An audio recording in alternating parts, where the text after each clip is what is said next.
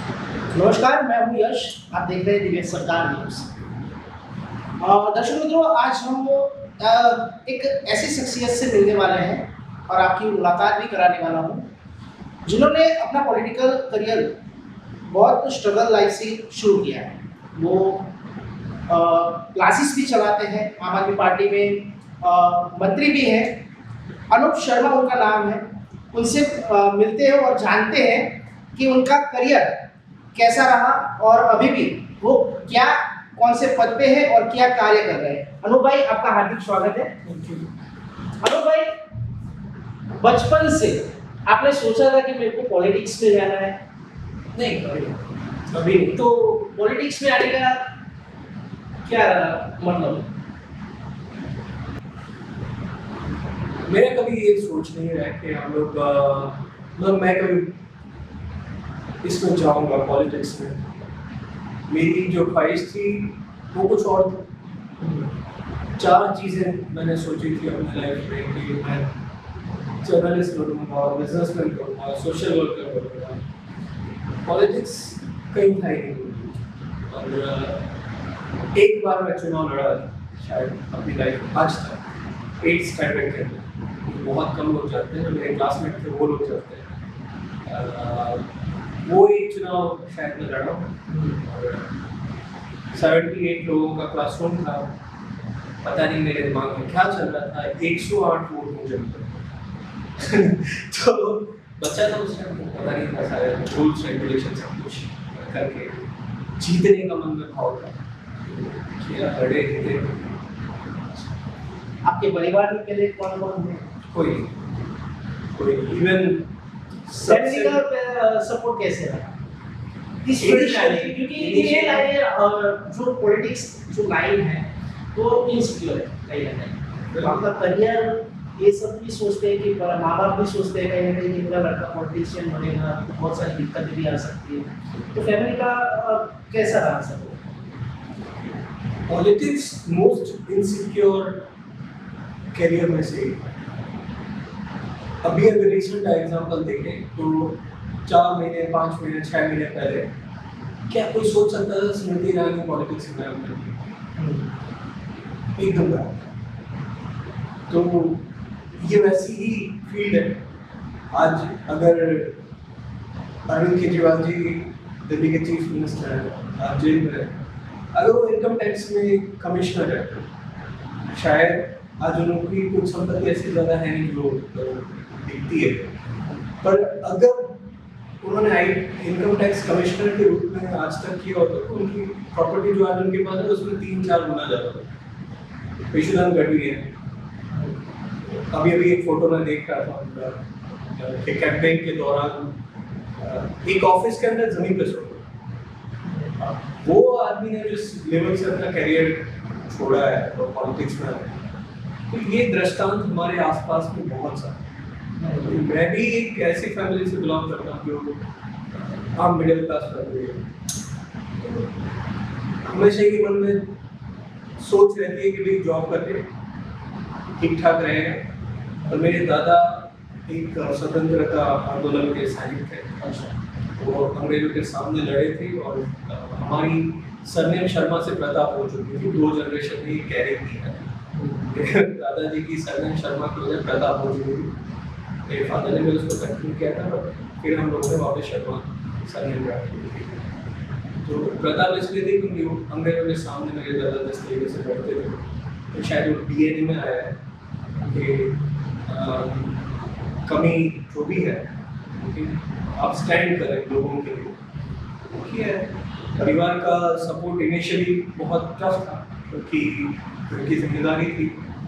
ऐसे में अगर जो घर का बड़ा बेटा है वो अगर घर से बाहर निकल जाए और वो एक ऐसी अनसर्टेनिटी राह पे जाए कि जहाँ पर पता नहीं कल क्या होगा, लोगों के मन में भी डर पैदा कर रखा है कि राजनीति में अगर आए हो तो तुम्हें मार दिया जाएगा, ये कर दिया जाएगा, वो कर दिया जाएगा, जेल में भी डाल दिया जाएगा। तो ये सारी चीज़ें शुरुआत में बड़ी मुश्किल थी। जब मैं जेल में एक आंदोलन के टाइम पे गया, जब मैं 4 दिन जेल में रह गया, तो घर वालों का प्रेशर बहुत ज़्यादा था कि अब ये मत करो। तो धीरे धीरे होता है कि यार ये नहीं सुनने वाला है। और मैं एक्चुअली ट्राई किया, 7 से 8 बार ट्राई किया कि नहीं, जो फैमिली बोल रही है उस चीज़ को मैं फॉलो करता हूँ, मुझे नहीं करनी है पॉलिटिक्स, क्योंकि मेरा शौक नहीं था, नहीं मेरी चॉइस थी, तो फिर मैं क्यों यहाँ हूँ। बट कई बार हमारी डेस्टिनी होती है, कई बार हम चाहते हैं वो नहीं होता है, कुदरत ने हमारे लिए कुछ सोच रखा होता है। और फिर मैं कन्विक्ट हुआ हूँ 1-2 साल पहले शायद कि हाँ, मैं चाहे कितनी भी कोशिश करूँ, पॉलिटिक्स से दूर होना मेरे लिए शायद आपने बीच में पॉलिटिक्स छोड़ भी दी थी, क्या रीजन था? 8 बार छोड़ी, 1 बार नहीं। क्यों? कारण अलग अलग होते हैं। कई बार हमें कुछ उम्मीद रखते हैं। मैं जब राजनीति में आया तब मेरी एक उम्मीद ये थी कि मैं अच्छे लोगों की मदद करूँ, पर जब मुझे वो काम करते हुए ठीक नहीं लगता या वो लग रहा है कि मैं मदद ही नहीं कर पा रहा, मैं पैरालाइज्ड हो गया रहा हूँ, मैं कुछ नहीं कर पा रहा हूँ, मेरे सामने दिखा जा रहा है कि एक अच्छा आदमी बेचारा परेशान हो रहा है और मैं उसको देख रहा हूँ कि यार मैं इसकी कुछ मदद नहीं करूँ। ऐसे टाइम पे मैं प्रेशर फील करता हूँ, और प्रेशर मैंने छोड़ा, पर पता नहीं कहाँ से यूपी का चुनाव आ गया, फिर डॉक्टर वेंकटेश अम्नी आ गए लाइफ में। उन्होंने जिस तरीके से पॉलिटिक्स को समझाया, डॉक्टर वेंकटेश अम्नी एक ऐसे इंसान है जिन्होंने पीएचडी पॉलिटिक्स, मतलब राजनीति के अंदर उन्होंने पीएचडी किया है प्लस जीएनयू से किया। तो उनकी जो बारीकी है, उनकी जो अंडरस्टैंडिंग है, जो उनकी समझ है, जो आई एम फीलिंग ब्लेस्ड कि 3 महीने उनके साथ एक साए की तरह काम किया। एक प्रॉब्लम ये थी कि उनको गुजराती नहीं आती थी, तो उन्हें एक ट्रांसलेटर भी चाहिए था और एक कोई समझदार ट्रांसलेटर मिल जाए तो बहुत अच्छा होगा। उसी चक्कर में मेरी लॉटरी हो गई। प्रशांत किशोर के भी साथ आपने काम किया है, तो उनके साथ काम करने का एक्सपीरियंस मैंने कैसा रहा? प्रशांत किशोर के साथ काम नहीं किया, आईपैक के साथ काम किया है। ये बात और है कि आज भी उनकी टीम में 2-4 लोग मेरे जो फ्रेंड्स हैं वो आज भी उनके साथ काम करते हैं। खैर वो प्रोजेक्ट ही बहुत जल्दी यूपी में जो प्रोजेक्ट हुआ था शायद 2 या 2.5 महीने, तो प्रोजेक्ट ही खत्म हो चुका था, तो वो नहीं है कुछ ऐसी बड़ी अचीवमेंट नहीं है, पर हाँ कुछ चीज़ें सीखने को मिली। रमनी जी के पास जो चीज़ें हैं, ये 2 चीज़ें, एक तो मार्केटिंग होती है रमनी जी के साथ ऐसा है कि उन्होंने अपनी कभी भी ये चीज़ की क्रेडिट नहीं दी है, और कोई भी इलेक्शन मैनेजमेंट करने वाली टीम या मैनेजमेंट करने वाले लोग 6 से 8% वोट पे ही इफेक्ट कर सकते हैं। इससे ज़्यादा अगर कोई क्लेम कर रहा है तो वो गलत कर रहा है, वो झूठ बोल रहा है, या एक मतलब एक अनरियलिस्टिक बात कि मैंने जीता दिया, ऐसा हो ही नहीं सकता। अच्छा, अभी चुनाव लोकसभा के खत्म हुए, आप खुद गुजराती हो, बांग्लादेश से बिलोंग करते हो, उमेश मकवाणा ने आप उनके साथ काम करते हो बहुत साल से। इस बार 2 सीटों से आप आम आदमी पार्टी लड़ी है, एक तो भरूच क्षेत्र में वैसा और उमेश मकवाणा। कहाँ चूक हुई इस बार? जो दोनों उम्मीदवार जो आम आदमी पार्टी के हैं, कद्दावर नेता माने जाते हैं, हाल में कहाँ चूक? इससे ये चीज़ें पार्टी के बड़े नेता जो हैं वो इस पे प्रॉपर आंसर दे सकते हैं। मैं इतना बड़ा अपने आप को मानता नहीं हूँ कि मैं इतने बड़े कैंपेन के बारे में कोई विश्लेषण करूँ।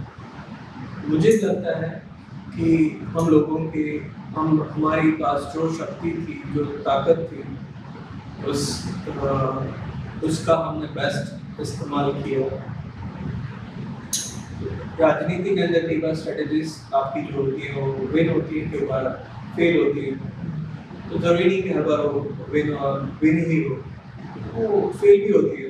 बट मुझे खुशी इस बात की है कि चेतर भाई और उमेश भाई हारने के बावजूद ग्राउंड पर काम कर रहे हैं। चेतर भाई कल स्कूल में गए थे, आज अगर रिकॉर्ड कर रहे हैं उसी टाइम मुझे जो इन्फॉर्मेशन है, उमेश भाई आज ही भावनगर के कार्यकर्ताओं को अगले चुनाव के लिए तैयार कर रहे हैं। तो ये कहीं ना कहीं यही बड़ा इम्पैक्ट है। इसका विश्लेषण तो जो बड़े नेता हैं नहीं कर सकते। आगे की क्या रणनीति रहेगी? पार्टी की रणनीति तो मैं अगेन फिर ये बोलूं कि ये बड़े नेताओं का काम है। मैं ये जरूर कह सकता हूँ कि जो पार्टी के कार्यकर्ता हैं मेरे जैसे, वो लोगों को आज से फील्ड पे जाना चाहिए, उन्हें अपना एक रोड मैप दिया है। अगर ये ब्लेम किया जाए कि यार यशोदान भाई यहाँ नहीं आ रहे हैं, या गोपाल भाई यहाँ नहीं आ रहे हैं, या अरविंद केजरीवाल जी यहाँ पे नहीं आ रहे हैं, तो कोई पार्टी नहीं सर्वाइव होती। पार्टी सर्वाइव होती है उन कार्यकर्ताओं की बदौलत जो ये सपना देखते हैं कि हमारी पार्टी को हमें जिताना। अच्छा, इररिस्पेक्टिव ऑफ आम आदमी पार्टी, एक सेकंड के लिए अगर मैं राजनीति का स्टूडेंट बन रहा हूँ, विद्यार्थी बन रहा हूँ, तो मुझे लगता है कि मैं हमेशा एक्सेसिबल हूँ हर किसी पार्टी के लिए, हर पार्टी के कार्यकर्ताओं के लिए जो चुनाव सही में लड़ना चाहते हैं, ईमानदारी से लोगों का काम करना चाहते हैं, करप्शन खत्म करना चाहते हैं, अच्छी स्कूलें बनाना चाहते हैं, अच्छी हॉस्पिटल्स बनाना चाहते हैं, गांव की जो आखिर में भीड़ है, आखिर में जो इंसान है, अगर उसके लिए अगर आपके दिल में कुछ है तो एक बार बोल करेगा अपनी पार्टी क्या है, मैं तो आपके साथ हूं बतौर राजनीतिक स्टूडेंट। क्योंकि आज की राजनीति को जब तक बदला नहीं जाएगा, मैं राजनीति में नहीं पढ़ा, मुझे अरविंद केजरीवाल की वो लाइन इतनी आकर्षित लगी, हम राजनीति कर रहे हैं बदल रहे हैं। और आज भी मुझे ये बात पर बहुत खुशी है कि जब भी एजुकेशन की बात होती है, जब भी हेल्थ की बात होती है, तो वहाँ पर आम आदमी पार्टी भी लोगों के बात है। इस अच्छे स्कूल पे कौन वोट मांगता है बताइए? कोई नहीं मांगता। अच्छे हॉस्पिटल पे कौन वोट मांगता है? कोई नहीं मांगता। उसके लिए करेक्ट चाहिए, काम करना पड़ेगा। ये बहुत आसान काम है कि आप किसी को गाली दो और अपने आप को अच्छा रखें। देखिए अनुमय, आपने गुजरात तो रहे, साथ ही साथ दिल्ली में भी आपने बहुत अच्छा काम कर रहे हो और दिल्ली भी जाते हैं, दिल्ली के चुनाव को भी आपने बहुत नज़दीक से देखा है। दिल्ली के चुनाव में बहुत सारे मुद्दे थे जो अरविंद केजरीवाल ने पहले बताया, जैसे वहाँ की जो नदी है नदी, वो अभी तक साफ नहीं हुई, तो कहीं ना कहीं आरोप भी लगते हैं। राजनीति करने नहीं है, लेकिन उसी मुद्दे पे राजनीति हो रही है। आपने जब दिल्ली चुनाव की बात की तो मुझे याद आ रहा है कि जब मैं पहली बार मुझे पार्टी ने कोई जिम्मेदारी दी थी, पार्टी के उस टाइम के जो कोऑर्डिनेटर थे, गुजरात के प्रभारी थे दिनेश वाघेला जी, उन्होंने मुझे जब मैं पहली बार आप ही की तरह जर्नलिज्म छोड़ के पार्टी के साथ जब काम करने लगा, मुझे दिल्ली बुलाया गया। 39 लोगों को मैं नॉर्वेयर से लेके गया था और 2012 के इलेक्शन के बाद उस टाइम दिनेश वाघेला जी ने मुझे ऐसी कॉन्स्टिट्यूंसी थी जहाँ पर 26 साल की लड़की लड़ रही है चुनाव, उसके पास पैसे नहीं है, उसके फादर क्लास 4 में दिल्ली नगर निगम में जॉब करते हैं, मुझसे भी छोटी है, मैं उस टाइम 27-28 का था, वो 26 साल की थी। राखी बिरला नाम, बहुत बड़ा नाम है। मैं उनको मतलब मुझे जब उनको बोला कि आप इधर जाना है, मंगोलपुरिया विधानसभा में आपको जाना है, मैं सर क्या है ये? मैं अपने जीवन का पहला चुनाव एज अ पॉलिटिकल स्टूडेंट कुछ सीखना चाहता हूँ, कुछ करना चाहता हूँ, आप मुझे कहाँ भेज रहे हो? वाघेला जी बोले कि नहीं आलोक, तू यहाँ पे रहेगा, तेरी कैपेसिटी मुझे पता है, उसकी कैपेसिटी मुझे पता है, उस विधानसभा की कैपेसिटी मुझे पता है, रिजल्ट आएगा तब तुझे समझ आएगा। और सही में मैं आश्चर्यजनक हो गया था जब मैं आम आदमी पार्टी ज्वाइन किया, तो मैंने ये बोला था वाघेला जी को, अच्छा चलो तुम जिद कर रहे हो, मैं ज्वाइन करता हूँ, लेकिन 20 साल तक वैसे भी कोई पार्टी का होना नहीं है। आप चाहते हो मैं राजनीति में हूँ, ठीक है चलो मैं ज्वाइन करता हूँ आम आदमी पार्टी। 20 साल तक आप लोग कुछ नहीं कर पाए। अच्छा, दूसरी बात ये कि बहुत सारे कहीं ना कहीं आपको लगता है कि आम आदमी पार्टी कहीं ना कहीं टूट गई, क्योंकि आपके बड़े नेता जेल में हैं, अरविंद केजरीवाल ने, मनीष सिसोदिया ने, क्योंकि अभी बहुत सारे दिल्ली में मुद्दे हैं, जैसे कि पानी का मुद्दा है, बिजली का मुद्दा है, तो आपको कहीं ना कहीं लगता है कि आम आदमी का जो इफेक्ट का पार्टी का वो कहीं ना कहीं टूटा होगा? देखो, कई लोग मुझे समझाने की ट्राई कर रहे हैं कि अब ये पार्टी खत्म, बहुत सारे, आप ही नहीं, बहुत सारे लोग हैं। बट जितना मैंने इंडियन हिस्ट्री को पढ़ा है, ठीक है, जितनी मैंने इस विचारधारा को पढ़ा है, एक बार कोई विचारधारा पैन इंडिया बन चुकी वो खत्म नहीं होती। होता है मार्जिनलाइज, कई बार होता है कि वो कम हो गया, कई बार ऐसा होता है कि यार इस विचारधारा पर इतना आतंक है, इतना टेररिज्म है, सारी की सारी तरफ से हमला किया जाए, पर खत्म नहीं होता है, विचारधारा कभी खत्म नहीं होती। मैं आपको इस एग्जांपल से दिखाता हूँ कि जो आज हमारे संस्कार हैं भारत के, मैं भारत के बोल रहा हूँ, जो 9 मुख्य विचारधारा हैं देश की, इन 9 के 9 फिलोसॉफी के अंदर एक भी खत्म नहीं हुई। कुछ कम हो गई है, कुछ ज्यादा हो गई है, कुछ बड़ी है, कुछ छोटी है, बट ये बढ़ती चढ़ती रहती है। और ये 4-5 जनों को जेल में डालने से ये हो ही नहीं सकता। केजरीवाल स्कूल ऑफ पॉलिटिक्स बहुत खतरनाक है। मैं आपको यही बता रहा था कि जिसके पास कुछ पैसे नहीं है, संगठन नहीं है, वो राखी बिरला सेकंड हाईएस्ट लीड से जीती, दूसरी बार भी जीती, तीसरी बार भी जीती। दूसरी बार मुझे पार्टी ने जिम्मेदारी दी थी, पटेल नगर के जो नेशनल ऑफिस थी, वहां पर बैठकर 18,000 लोग पूरे देश से आए थे, उनका रजिस्ट्रेशन करना है, उनको कहीं पे डिपो करना है, तो ये काम ने दिया। तीसरी बार में जब लोकसभा का चुनाव था तब राघव चड्डा जी के कैंपेन में हमने लगाया था। तो मैंने दिल्ली का बहुत सारी चीजें देखी। मुझे लगता है ये पार्टी खत्म नहीं होने वाली है, कि ऐसा टाइम है, हर एक संगठन के अंदर लोग जुड़ते हैं बहुत सारी अपेक्षा लेके। इस अपेक्षा में कुछ सामाजिक अपेक्षा होती है, कुछ खुद की अपेक्षा। इन दोनों का मैच जब तक रहता है तब तक वो लोग बने रहते हैं। कई बार खुद की अपेक्षाएं खरी नहीं करती, वो लोग पार्टी छोड़ते हैं। मैंने तो बहुत बड़े बड़े लोगों को छोड़ते हैं, थोड़े बहुत जब लोग छोड़ते हैं तो उनको ऐसा लगता है अब हमने इसको खत्म कर दिया, अपनी विचारधारा खत्म नहीं होती। केजरीवाल जी बोलते थे कि हम लोग भ्रष्टाचार के खिलाफ लड़ते हैं, तो आपको कहीं ना कहीं लग रहा है कि क्योंकि ये सवाल इसलिए बार बार उठ रहा है कि केजरीवाल जी उन्होंने के साथ गठबंधन किया जो लोग भ्रष्टाचारी हैं, कांग्रेस के बहुत सारे नेता भ्रष्टाचारी, बीजेपी में कोई भी नेता हो। आज केजरीवाल जी इंडिया गठबंधन करके कहीं ना कहीं गलती की है, आपको क्या लगता है? क्योंकि गालियां भी केजरीवाल उन्हीं को देते हैं। मुझे क्या लगता है ना, इस बात से कुछ फर्क नहीं पड़ता, क्योंकि मैं बहुत छोटा सा कार्यकर्ता हूँ। मुझे क्या लगता है, इससे कुछ फर्क नहीं पड़ता। अगर आप ओवरऑल देखेंगे तो ये मकसद क्या था? मकसद था कि कैसे भी इस डिक्टेटरशिप को कंट्रोल किया जाए, देश बचना चाहिए। अगर इस तरीके से होने लगा, आप बोल रहे हैं करप्शन के अगेंस्ट, आज आम आदमी पार्टी आज भी खड़ी है।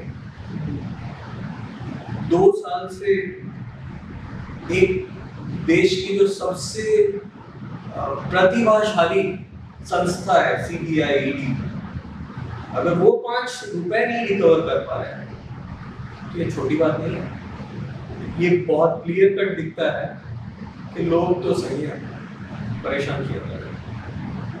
पर बहुत सारे मीडिया में तो एक ही उनका बंगला दिखाया है, सब कुछ दिखाया है, वो तो गाड़ी भी लेने किसके लिए? गाड़ी भी लेने के लिए मना कर रहे थे, आज वो सब फैसिलिटी उनको मिल रही है। देखिए, मैं इसमें ना एक चीज जरूर जोड़ना चाहूँगा। जब ये चीजें बोली जाती थी कि हम नहीं कर लेंगे, तब मैं इस चीज का समर्थन करता था कि हमें लेना चाहिए, क्योंकि आप खुद ही सोचो, मैंने कभी इस चीज का विरोध नहीं किया कि नरेंद्र मोदी जी ने इतना बड़ा पहले पता है 7 आवर्स की एक ही बंगलो होता था, प्रधानमंत्री का 5, 6, 7 आवर्स की क्यों बढ़ा दिया गया? मुझे नहीं लगता कि वो गलत है। इसका एक कारण है कि जब वो आप एक चीफ मिनिस्टर हो तो आपको लोग मिल रहे हैं, और वो लोग चाहते हैं कि हमारा चीफ मिनिस्टर भी ढंग से रहे। कई बार मैं इसमें किसी एक को नहीं बोल रहा, मैं खुद भी ऐसा हूँ। हम लोग बहुत सारी चीजें सीखते हैं। गांधी जी ने अपनी आत्मकथाएं जितनी बारी थी उसमें ये बोला गया है, उसमें बदलाव, क्योंकि एक्सपीरियंस चेंज हुआ, समझ में आया कि नहीं यार ये चीजें करने से ऐसा ऐसा होगा, तो वो चीजें करनी चाहिए। अगर कोई आदमी सीख रहा है, ग्रो हो रहा है, तो इसमें गलत क्या है? हाँ, वो अगर पैसे घर भेज रहे हो या उनके अकाउंट से पैसे निकले हो, किसका घर बन गया? कल वो इस दुनिया में नहीं रहेंगे, हम इस दुनिया में नहीं रहेंगे, कोई दूसरा चीफ मिनिस्टर आएगा, वो उस घर में रहेगा। मीडिया के अंदर कुछ लोगों का एक काम है दिन रात। मैं पॉलिटिकल स्टूडेंट हूँ तो मुझे पता है, हमने भी मैनेज किया है, किस तरीके से मैनेज होता है मुझे पता है। तो वो उस आधार पे मैनेज किया जाता है कि इस तरीके से चलना है, उसका आपको अच्छा नजर आता है।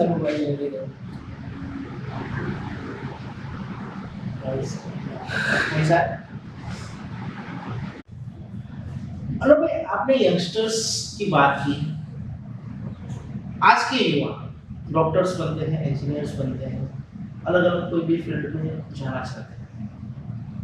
यंगस्टर्स पॉलिटिक्स में भी आना चाहते हैं, लेकिन कहीं ना कहीं आप जैसा ही कहीं ना कहीं लोगों को प्रॉब्लम्स होता है फैमिली में, कि भाई फैमिली सपोर्ट नहीं करती है, इनसिक्योर लाइफ है, कहीं पुलिस वाले पकड़ के ना ले जाए, बहुत सारे सवाल होते हैं यंगस्टर्स में। अगर यंगस्टर्स पॉलिटिक्स ज्वाइन करना चाहते हैं तो उनको क्या संदेश देंगे? देखिए, फैमिली की एक बार जब फैमिली को ट्रस्ट हो जाता है कि ये इसमें टिका रहेगा और कुछ करके दिखाएगा, फिर सब समर्थन करते हैं।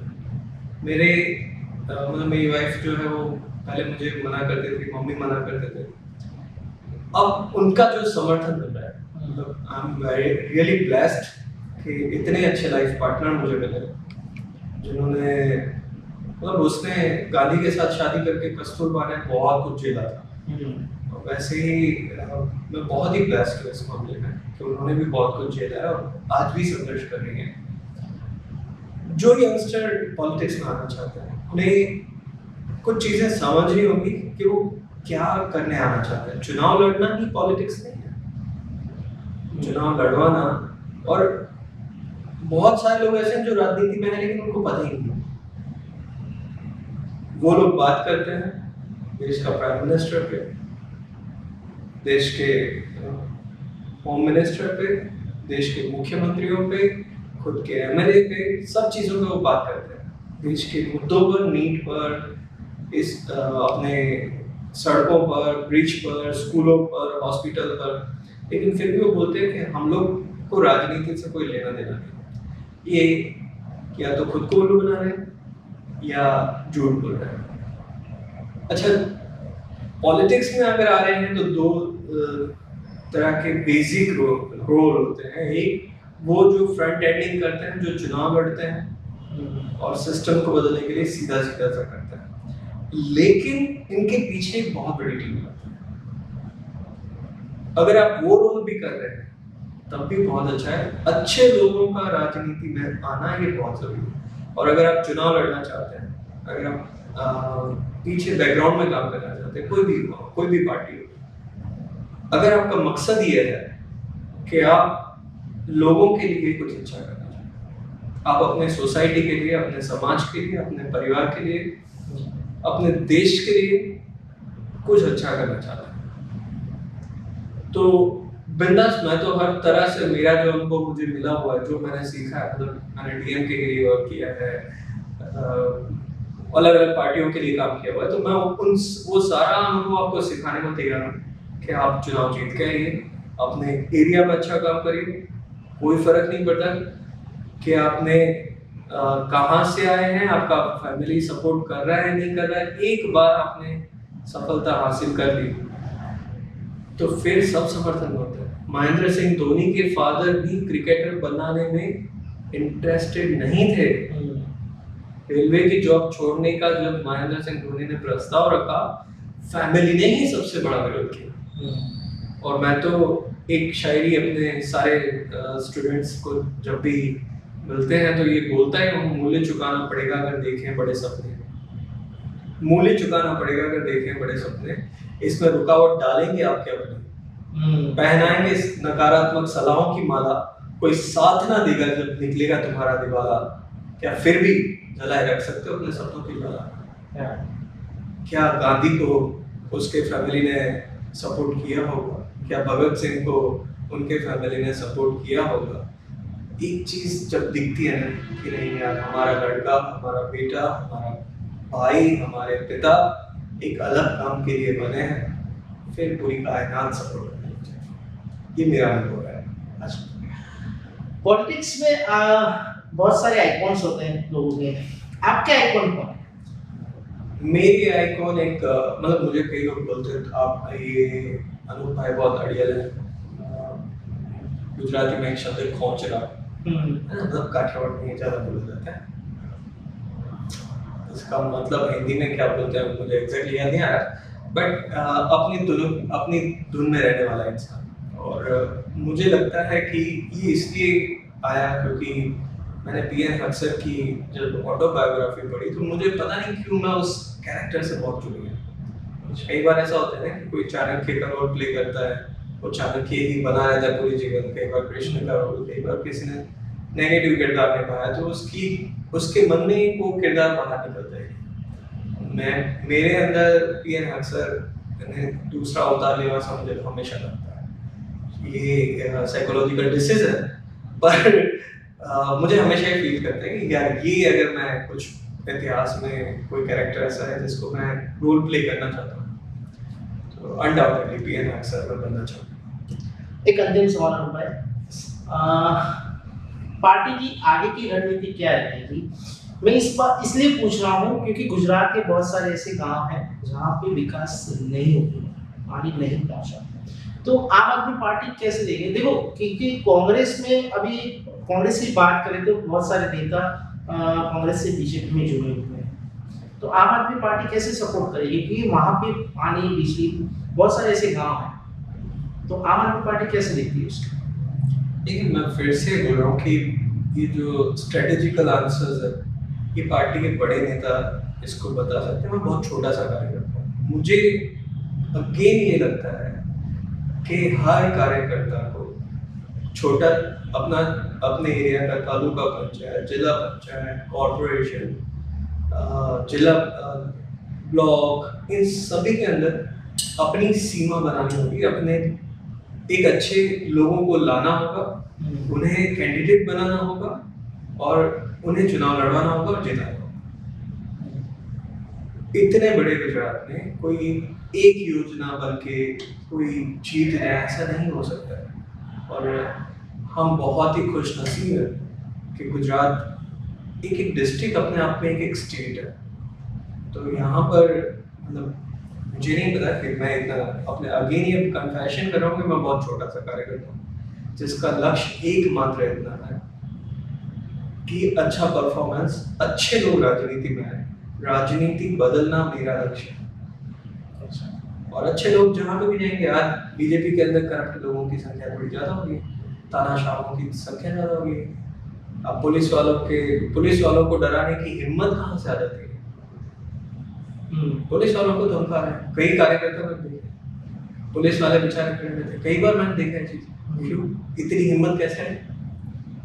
क्योंकि वो जब देख रहे हैं ऊपर से, मुझे लगता है कि जिस दिन इस देश की राजनीति बदलेगी नीचे से, वो कार्यकर्ता जो खड़े हो गए, वो कार्यकर्ता जिनको लोगों ने पसंद किया कि यार ये आदमी विनम्र है, ये आदमी ऐसा है कि जिसके पास एक उम्मीद है, लोगों ने ये करना शुरू कर दिया, हमारा देश बहुत बदल जाएगा, पूरा विश्वास है। बिल्कुल अनूप भाई, आप हमारे साथ जुड़े और इतना टाइम दिया, मुझे भी बहुत अच्छा लगा आपसे मिलकर। Thank you. तो दर्शक मित्रों, ये थे अनूप शर्मा जिन्होंने अपना पॉलिटिकल करियर बहुत स्ट्रगल लाइफ से शुरू किया और आज इस मुकाम पे है। बड़े बड़े कद्दावर नेता इनको जानते हैं, बहुत सारे पॉलिटिक्स लेक्चर्स भी देते हैं। तो ऐसी ही शख्सियत से हम फिर से मुलाकात करेंगे, तब तक मुझे इजाज़त दीजिए, नमस्कार।